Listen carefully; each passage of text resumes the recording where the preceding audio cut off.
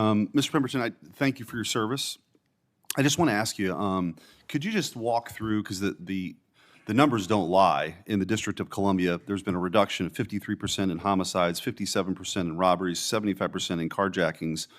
What lessons can be learned sort of at scale in D.C. and places like Kansas City, for example, that has a high crime rate and a sort of a apologist mayor and a prosecutor that doesn't want to prosecute violent criminals?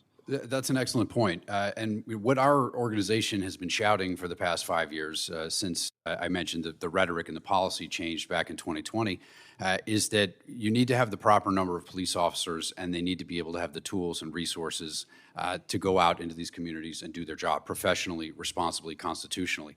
And if you do that, and you have a prosecutor that backs those officers, like we now do here in the District of Columbia, guess what? You can reduce crime in 7 days. That's what we saw in the District of Columbia. We saw federal agents surge in. We saw the National Guard taking posts in these neighborhoods. And we saw a prosecutor who took all of our arrests seriously. And within the first week, there was a remarkable night and day difference. And a morale boost, I'm sure, for your officers too, right? When there's actually a police presence and prosecutions. Thank you. Absolutely. I also want to, Mr. Jackson, you're listed as the former Deputy Director of the White House Office of Gun Violence Prevention, but you previously served as the Executive Director of the Community Justice Action Fund and now serve as the organization's Executive Advisor. Is that correct? Yes, sir. Okay. And you were the Executive Director until 2023, is that right? Yes, sir. Okay. I want to just read some past statements from the Community Justice Action Fund. I'm just going to refer to as CJAF.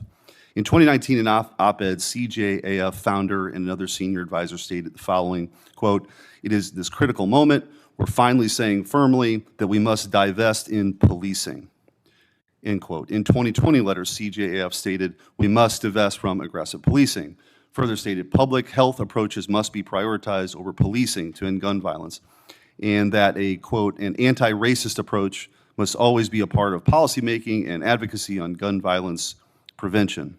We all know what happened. Those were statements in 2019 and 2020. We all know what happened in the summer of love of 2020, where you had record high violent crime rates, including gun crimes, and gutted police departments. Does CJAF still support divesting and defunding policing? Community justice supports a public health approach to gun violence and recognizes that law enforcement is an important part of that ecosystem. And I will note, as Deputy Director, we invested $42 billion into public safety, made some of the largest investments in law enforcement in American history.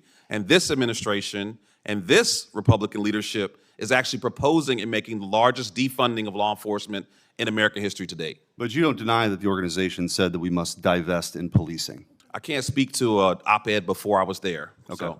Okay. In 2019, CJAF also said that every legislator that openly calls for mass deportations is enabling a mass radicalization of white individuals that are now emboldened to commit murder. Does CJAF stand by that statement? I can't speak to that statement. Do you believe that? Can you reframe this? Sure.